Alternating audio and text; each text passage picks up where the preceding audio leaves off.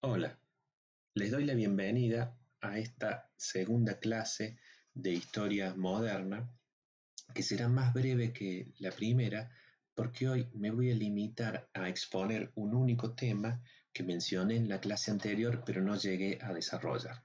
Me refiero a la invención del concepto de edad moderna entre los siglos XIV y XVII.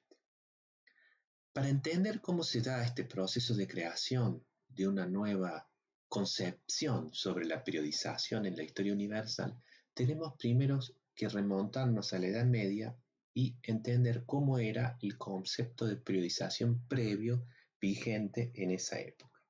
Y tenemos que comenzar diciendo una obviedad. El hombre medieval no creía estar viviendo en una época diferente a la de los antiguos romanos, por lo menos no diferente a la de aquellos romanos que habían vivido después del nacimiento de Cristo, porque era ese acontecimiento, el nacimiento de Cristo, la encarnación de Cristo, al cual se le adjudicaba una importancia fundamental y se le consideraba una cesura definitiva en la historia de la humanidad que marcaba un antes y un después, es decir, una periodización. Nosotros nos parece una verdad incuestionable que la Edad Media comienza con la caída del Imperio Romano de Occidente y que fue ese acontecimiento el que marcó una gran cesura en la historia occidental y universal. Pero esa visión fue creada, como vamos a ver, mucho después. Para el hombre medieval, Roma simplemente no había caído, y esto es algo muy importante. La ciudad de Roma podía ser en la Edad Media solo una sombra de lo que había sido en la época de Augusto, pero para el hombre medieval eso era secundario. La ciudad en sí misma podía ser una ruina, pero no su imperio. El imperio no era una ruina porque el imperio, pensaba el hombre medieval, se había trasladado hacia otra sede. Esta idea de la translatio imperi, el traslado del imperio, es entonces clave para comprender cómo concebía el hombre medieval a su época. Una idea que tendría múltiples reelaboraciones a lo largo de la historia. Encontramos una expresión especialmente elocuente de esta idea en el llamado Mappa Mundi de Hereford. Conocemos con este nombre a un mapa medieval elaborado aproximadamente hacia el año 1300 en Inglaterra, que se conserva actualmente en la Catedral de Hereford al oeste de ese país.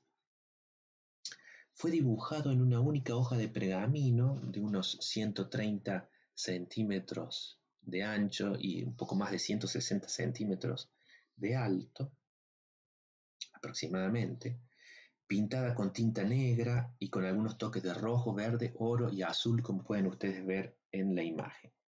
Es un mapa muy interesante porque nos muestra la concepción tardomedieval del mundo y de su historia.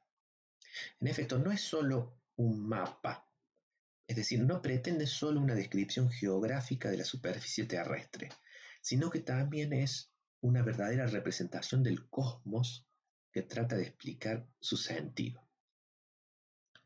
En el vértice superior, como pueden ustedes ver destacado allí, encontramos representado a Dios por fuera del círculo terrestre. En los confines del mundo vemos a su vez al paraíso terrenal, el Edén. Y luego, hacia el interior del círculo, encontramos a Babilonia, Jerusalén y Roma. Las distintas ciudades que en la historia humana fueron importantes como asientos del poder político o religioso. Jerusalén ocupa el centro del universo como una especie de umbilicus mundi, ombligo del mundo, como ciudad sagrada en la que fue crucificado Cristo.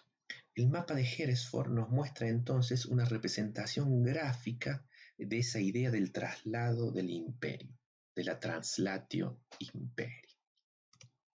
Aproximadamente por la misma época en que se producía este mapa en Inglaterra, en los territorios alemanes, un monje benedictino Engelbert von Admont redactaba su obra De Ortu et Fini Romani Imperii, es decir, sobre el nacimiento y el fin del Imperio Romano. Por su título, podríamos pensar que Engelbert compuso una obra de historia antigua, pero no es así. Escribió una crónica que incluía la historia de su tiempo. Su título se explica entonces porque el fin del Imperio Romano era para Engelbert un acontecimiento que se hallaba todavía en el futuro y sería una señal de la segunda venida de Cristo. Para los cristianos medievales, el Imperio Romano no podía haber caído simplemente porque, según como se interpretaba tradicionalmente la profecía de Daniel sobre los 4 reinos, Daniel el profeta del Antiguo Testamento, a este hecho, a la caída del Imperio Romano, le sucedería la segunda venida de Cristo y el fin de los tiempos. Esa era por lo menos la lectura canónica de la profecía de Daniel que había sido fijada en la etapa final del Imperio Romano por Jerónimo de Estridón y otros padres de la Iglesia. La vemos aquí ilustrada en la imagen que ustedes pueden ver a la derecha en una hoja del manuscrito del siglo VIII conocido como el Apocalipsis de Silos. Y ahí pueden ustedes ver a las 4 bestias que se habían aparecido a Daniel en su sueño y que eran interpretadas como esos 4 grandes imperios que se sucederían en la historia universal, culminando con el romano y tras cuya caída seguiría el fin de los tiempos. Una segunda visión de la historia relacionada con esta es presentada por San Agustín en sus obras. Para Agustín, la historia del mundo se dividía en 6 edades. Y los hombres se encontraban transitando la última de esas 6. La primera, como pueden ustedes ver ahí, va desde la creación hasta el diluvio. Es la edad antediluviana. La segunda edad desde el diluvio hasta Abraham. La tercera desde Abraham hasta el rey David. La cuarta desde David hasta el cautiverio de los judíos en Babilonia. La quinta edad desde el cautiverio en Babilonia hasta la encarnación de Cristo, y la sexta edad desde la encarnación de Cristo hasta su segunda venida. Es la edad que para San Agustín entonces la humanidad se encontraba ahora transitando. Ustedes pueden ver ahí a la izquierda una representación de esta teoría de las 6 edades del mundo en un manuscrito medieval, el Liber Floridus, donde cada una de esas edades ha sido representada como un fragmento en ese círculo, como una porción en ese círculo. En algunos textos medievales, la sexta edad de San Agustín aparece denominada como un medium tempus, un tiempo medio, en el sentido de que era la edad que se encontraba entre las edades anteriores, las 5 edades precedentes, y la futura séptima edad, que era la vida celestial. Para algunos investigadores, entonces, esta expresión, medium tempus, sería un antecedente del uso que luego de expresiones semejantes harían los humanistas del Renacimiento. La teoría de las 6 o 7 edades del mundo tendría una larga vida y conviviría por mucho tiempo con las nuevas periodizaciones humanistas creadas en el Renacimiento. Vemos un claro ejemplo de ello en la llamada Crónica de Nuremberg, que ustedes tienen ahí representada en una página. La Crónica de Nuremberg es una gran enciclopedia de historia universal redactada en la última parte del siglo XV por el médico y humanista alemán Hartmann Schedel y publicada en 1493. Es un libro de enorme importancia histórica y notable también, entre otras razones, por la riqueza de sus grabados. En la página aquí representada vemos al año 1492, señalado por el acceso del Papa Alejandro Borgia. Es decir, todavía ese año contemporáneo se ubicaba dentro de la sexta edad del mundo. He visto algún ejemplar que tras estas páginas tiene algunas páginas en blanco, porque la idea era que el dueño del ejemplar pudiera seguir anotando en esas páginas los acontecimientos de los años siguientes y mantener su volumen al día, mantenerlo actualizado. En la Crónica de Nuremberg, incluso tras el final de la Sexta Edad, aparece la Séptima Edad con una descripción de cómo será el juicio final del Apocalipsis.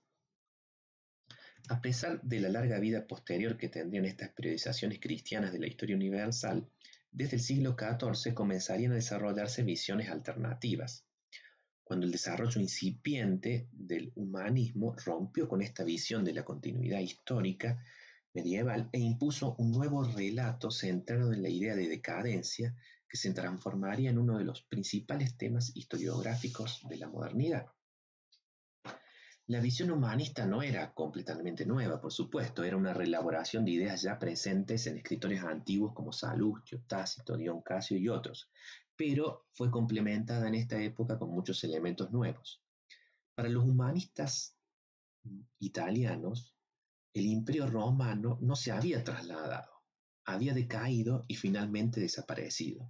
Sus sucesores no habían sido los continuadores del imperio, por el contrario, habían sido estados bárbaros, meros epígonos que no podían comparársele ni atribuirse ser sus continuadores.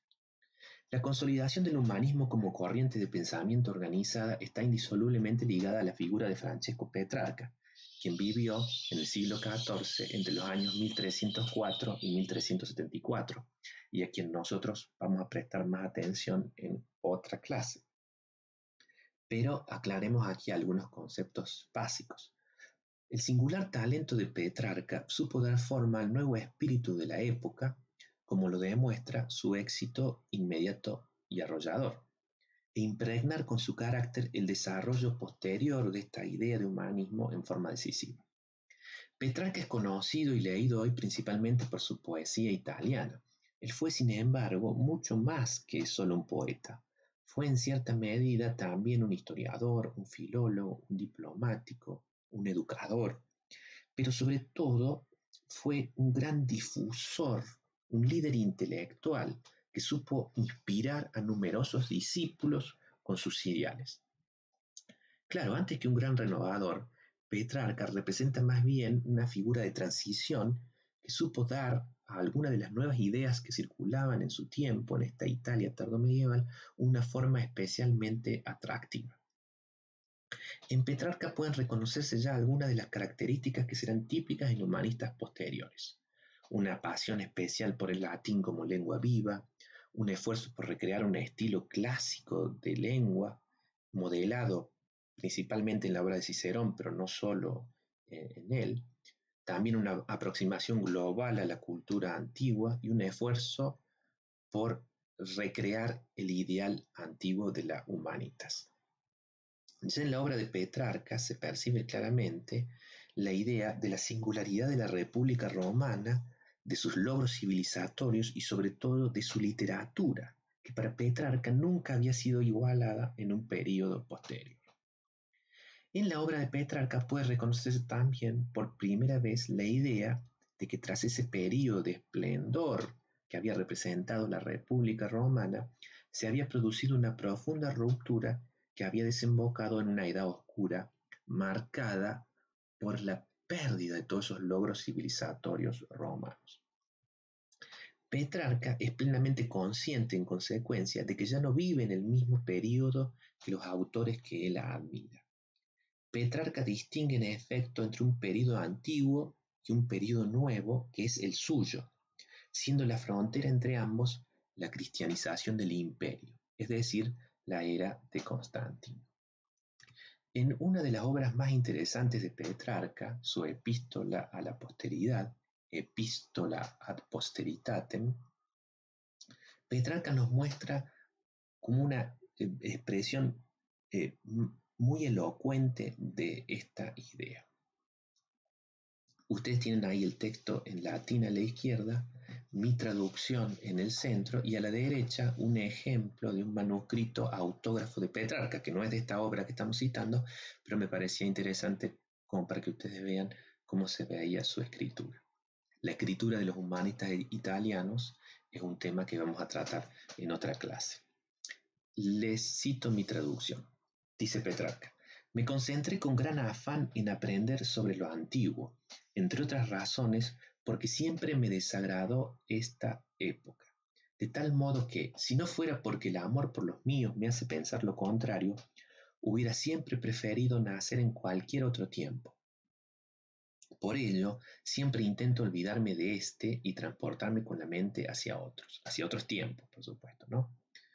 En una carta en verso más temprana, la epístola métrica 333, dirigida a su amigo Francisco Nelli, Petrarca expresa esta misma idea de manera todavía más explícita, refiriéndose a un tiempo medio que separa la edad dorada de los antiguos de otra semejante que vendrá en el futuro. Le cito mi traducción de los versos de Petrarca. Dice Petrarca: estoy vivo, pero me indigno, porque el hado nos reservó para siglos oscuros y nos ubicó en los peores años. Hubiera sido mejor nacer antes o mucho después, pues hubo, quizá también la habrá de nuevo, una época feliz. En nuestro tiempo medio confluye todo lo torpe y desagradable. Más allá del antecedente de Petrarca, la idea de la decadencia tiene su primera formulación en un contexto muy específico. Los humanistas florentinos de principios del siglo XV vivían en un mundo de comunidades urbanas autónomas y republicanas amenazadas por el creciente protagonismo y poder de los duques de Milán y de diversos principados y monarquías. Vamos a tratar de este tema en otra clase.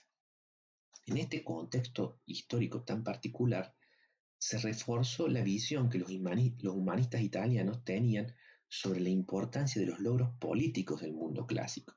Y eso los llevó a ver en la pérdida de la libertad y de las virtudes cívicas que habían caracterizado a la República Romana la señal inequívoca del declive de la civilización antigua, que desembocaría de manera inevitable en la caída final del Imperio de Occidente.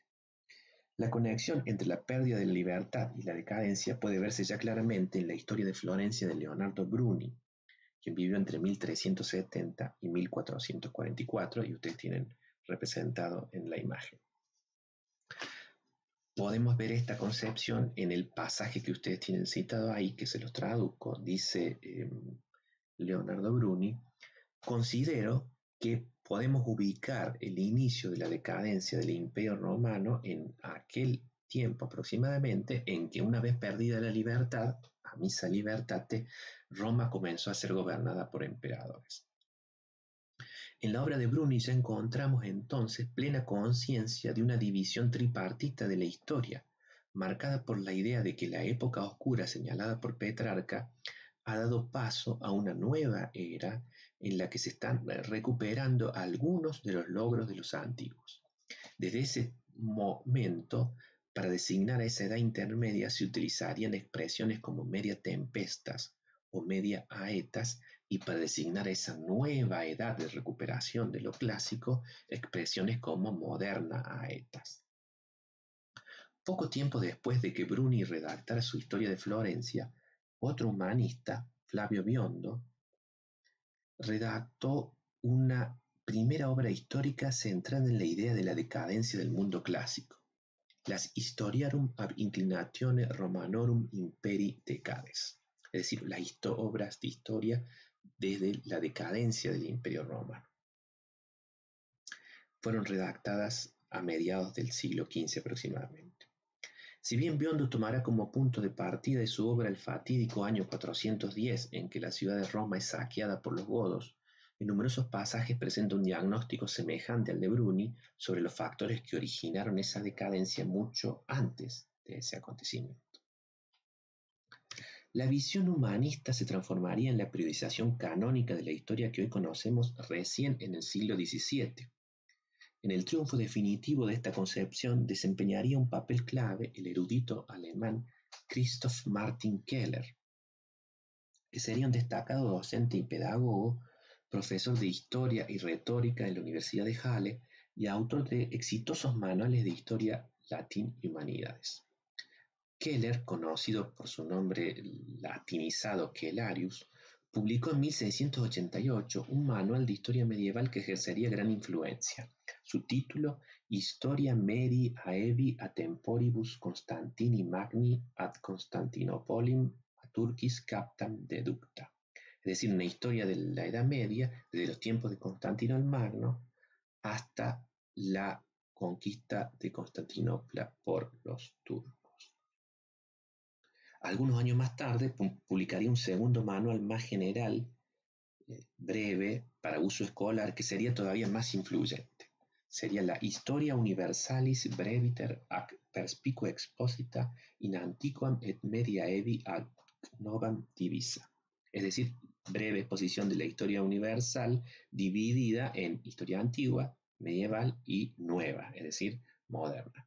Ya vemos entonces aquí claramente definida este esquema tripartito que a partir de este momento, sobre todo por su uso como diseño pedagógico para las clases de historia, se impondría como concepción canónica de la historia universal. Como vemos entonces, en conclusión, la idea de edad moderna, la idea del concepto de edad moderna fue creado al mismo tiempo que el concepto de edad media. Y por esta herencia de la visión de los humanistas del Renacimiento a esa visión negativa de la Edad Media, se contrapuso entonces una visión positiva de esta idea de la Edad Moderna, que sería concebida como un periodo de recuperación de los logros clásicos y también como un periodo de avance y de superación de lo previamente existente. Y estos son elementos claves que tenemos que tener en cuenta porque impactan sobre la concepción que los intelectuales de la edad moderna tendrán de sí mismos y de su época.